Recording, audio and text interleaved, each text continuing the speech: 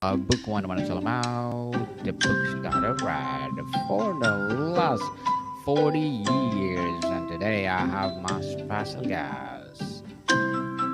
He is a singer and, of course, also a songwriter. No other than Mr. Dennis Welch.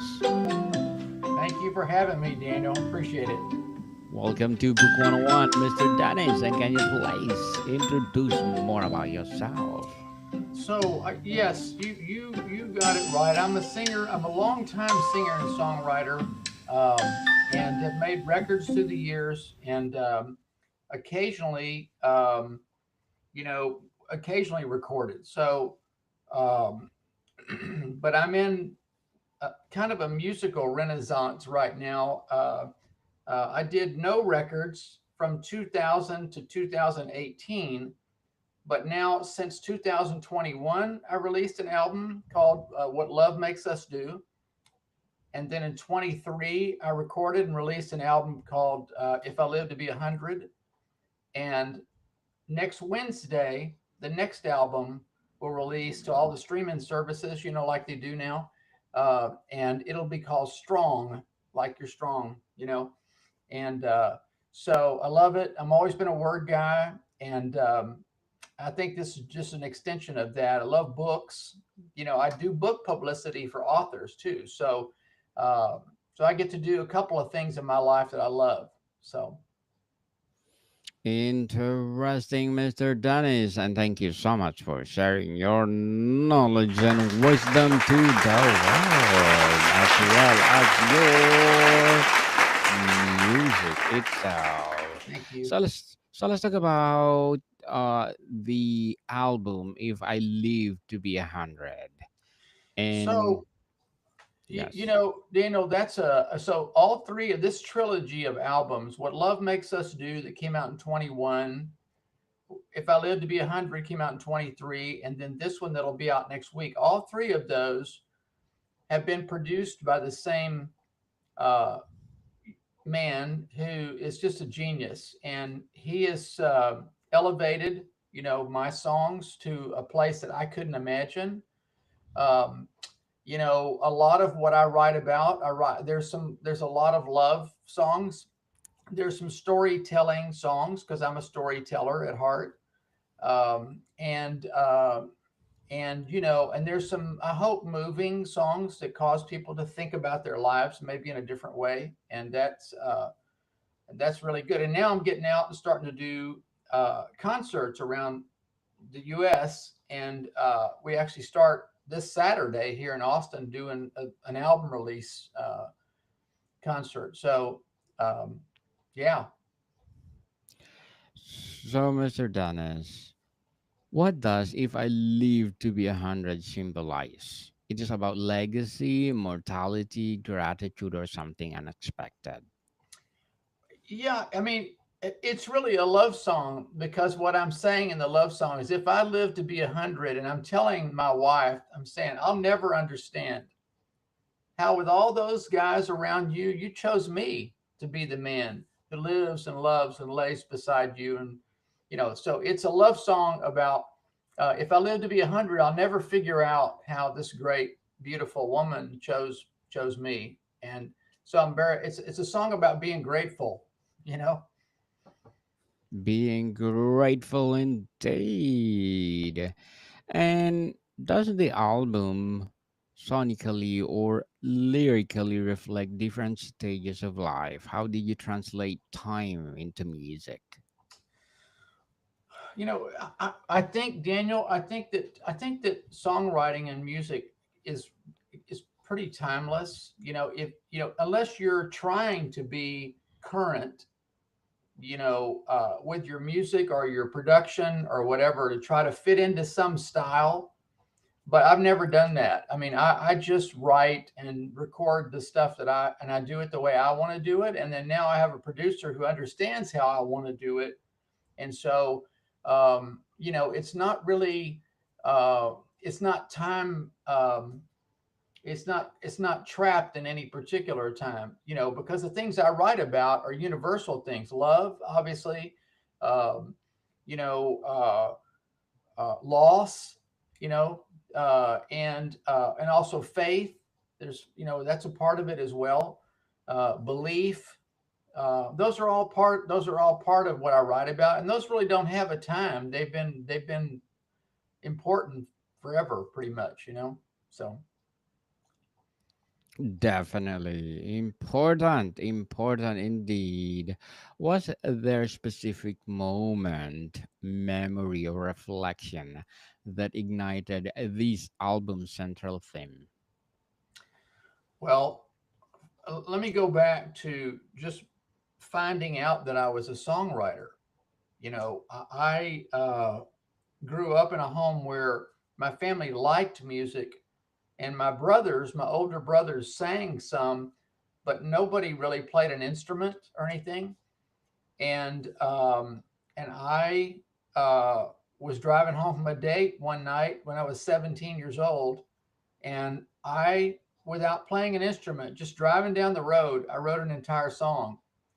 And the next day, I went into my job because I was going to college full time and I was working full time, and so I sang the song all day because there weren't phones back then that you could record your stuff on. So I didn't have anywhere to record it. I didn't want to forget it, right?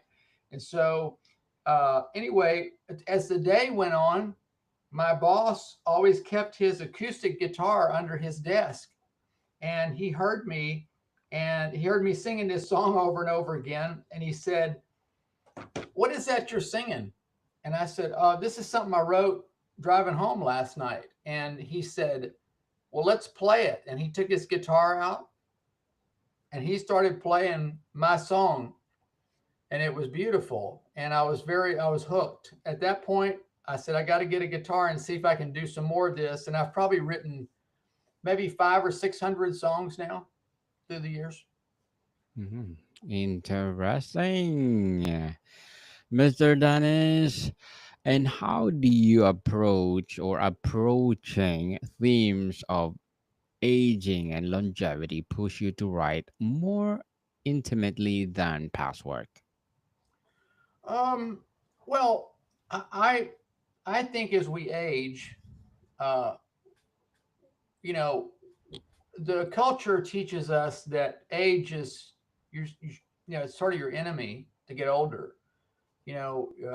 And that you're, especially in the corporate world, you get to a certain age and you need to move aside and let young people do the work, right? And uh, but the truth is that most people who've taken care of themselves and where their minds are still sharp and everything like that, they're more valuable at 65 than they were when they were 30, because they have more relationships, they have more experiences, they have people who will take their calls. They've seen everything. Those people are very valuable, and companies will push those people aside and say, "You got to go now because you're 65 or whatever." And so it's the same, I think, in art. Uh, you know, uh, People, I mean, uh, art. There've been artists who've done their best work in their 80s. I worked with an author here in Austin who didn't even write her first book until she was in her late 80s. And she had about 10 years of just spectacular work in her 90s. And so I think a lot of it is our paradigm, it's how we see aging. And I see aging, first of all, I don't want to retire. I'm doing at least two things that I absolutely love doing. I want to do this every day. And so I don't want to stop because I'm a certain age, or I mean, you can only play so much golf and do those kinds of things in your life. And I don't want to do that. I want to work. And so songwriting is part of that. And I think I'm a better songwriter now than I was in when I was 30. Wow. Interesting music indeed, Mr. Dennis. And if you compare your upcoming album Strong, what's the big difference for this album? Well, Daniel, it's really a it's a continuation. All artists should be growing and getting better, and this album, I believe, is my best work. Um, you know, and some of that is getting comfortable with the new my producer that's produced the last two albums, and I think it's hopefully very thought provoking. And the title track "Strong" is really about is becoming my uh, manifesto. I don't want to live a fearful life. I want to live a strong life, and so uh, this song says that I can, and I hope it says to people who are listening, Daniel. I hope it says to them that they can live a strong life too if they want to. Definitely. And Mr. Dennis, as a singer and songwriter, what are your short-term and long-term goals?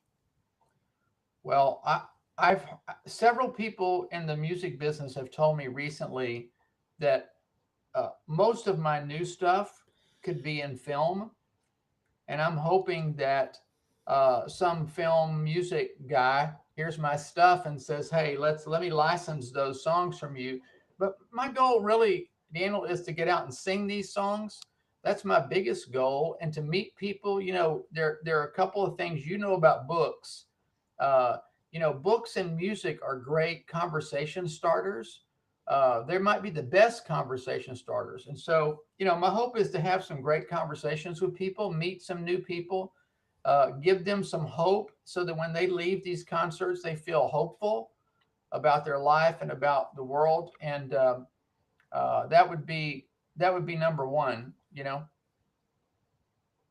Definitely. Good luck to your goals, Mr. Dennis, Thank and you. looking forward for more success. Thank And you. what would be your piece of advice for those people out there want to be a songwriter as well as a singer? Well, it's a very here's what I really think, Daniel. The people who are supposed to be doing it will find a way to do it. And if you don't set um, exorbitant goals, crazy goals, like, okay, I don't want to do this unless I can sell a million copies of a record or whatever. If you just do it because it's Thursday and you got an idea and you're going to sit down and you're going to find out where that idea is taking you. I heard Bruce Springsteen say, uh, I read a little piece that he wrote or somebody wrote for him. And he said, I have kind of a weird job because I go into a room, I make something out of nothing. And and so, but when you create something out of nothing like that, Daniel, that kind of creativity is a reward all its own, really. And so I would say if somebody wanted to do it, go learn to play an instrument, uh, uh, and see where that takes you, because you don't know where it's going to take you. You might be a songwriter or you might not be a songwriter, and I don't think you can make somebody hear music. When I used to tour a lot, I would have kids come up to my record table and they would say, "Hey, I want to be a songwriter." And my first question to them, Dana, was, "Do you just turn the radio off sometimes and do you hear music? Because if you don't, nobody can make you hear music." But when I worked for the Gallup organization for 13 years, and uh, our chairman was a guy named Don Clifton, and he invented the Strengths Finder. He was the grandfather of positive psychology. He was an amazing guy. And he said, "Look, you know what? Every single person on the planet can do at least one thing better than 10,000 other people." And so that's the good news. He said, the bad news is most people don't know what that one thing is. And so, what I would say to people is find out if songwriting and music is your one thing you do better than 10,000 other people. But if it's not, then go find that thing, because it might be something the world needs. Whatever your gift is that you can do with excellence, the world needs it. And so, go find out what that is. Yes, indeed. Find your spark, people. Just Yes. like Mr. Dennis. And thank you for your advice, Mr. Dennis. And can you please recommend a book that influenced your journey? Well, the book that's influenced my journey the most is the Bible, but but I'm a huge C.S. Lewis fan. You know, Chronicles of Narnia, uh, Mere Christianity, True Tape Letters, all of that. You know, interestingly, let me that I'm glad you asked this question because it makes me think about my journey as a reader. You know, uh, Yes. so when when I started the first grade, one of the things that my principal did, Miss Macri was her name. She came down to my first grade class, Daniel, and she came in and called my name and said, "Come with me." On the very first day when everybody was gathering to do the reading circle. And so I stepped out in the hallway with her and she held my hand and we walked down to the library, the school library. I'd never been in a library. And we walked to the far wall and she said, "Dennis, you don't have to stay here in your class. When everybody gathers for reading, you quietly excuse yourself and come down here. And here's all the books along here for kids in the first, second, and third grade. You're in the first grade, okay? But because you can read at such a high level." And she turned around, Daniel, and she showed me the whole library. And she said, "You can choose anything you want." And so before I got out of the sixth grade, I'd read all the works of Mark Twain. But here was the thing: there was one book that really moved me more than any other, and it was Charlotte's Web. And I remember being emotional about that book and thinking, "Wow, look what E.B. White is doing with words." You know, he's moving me, and I'm a kid, and so I think that might have been where the seeds were planted for my writing. Is that you know what? If you choose the right words, you can make a difference. You know. Definitely make difference to the world, Mhm. people. And thank you for that recommended book, Mr. Dennis. And was there a song that emotionally surprised you during recording? You know, it's a really good question. Uh, there's really I'm gonna give you two answers to that question. Okay, Daniel.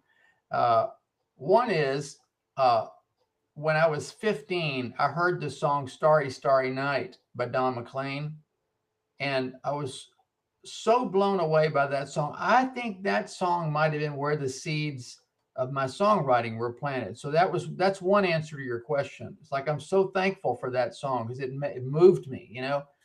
Um, but um, you know, I've written songs now. I have four grandchildren, and I've written a song for three of them, and I've recorded them on these three records. So, uh, there's I have a song about my oldest granddaughter, um, and it's called "When I Think of Love." And it was hard for me to record that song because I kept thinking about her. It says, "When I think of love, I think of you."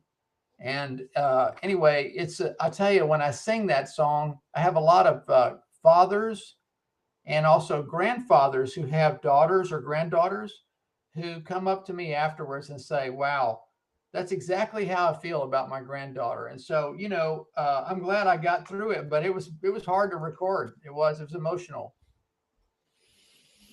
Mr. Dennis, before we wrap up our discussion for today, I'm inviting you to please do listen to my other podcast, people. My other podcast, because my abstract essay is already in fifth season, abstract poetry in second season, and my book 101 review in fifth season too, comedy 101 in second season, and my food 101 in fifth season as well, geography 101 in fourth season, and my baby podcast Law 101 and Mental Health 101. Love Letters in third season, and Movie 101 review and Music 101 in its fourth season, and Science 101 and Sex 101 in Okay. its first season. Please listen to them wherever you listen your podcasts. I will. Mr. When do you sleep? I do. I do have also a day job, Mr. Dennis, Oh, and wow. doing all this podcast is something else. Yeah. And Mr. Dennis, if you could play this album for your younger self, what would they understand about your future? Oh, that's a great question, Dana. Wow. You know, they would understand that waking up each day and doing that day. So today I did Thursday, and Yes, I did the things that I was supposed to do today. I try to know what I'm supposed to be here for and what I do, and so I'm not thinking too far ahead. I'm not thinking too far back.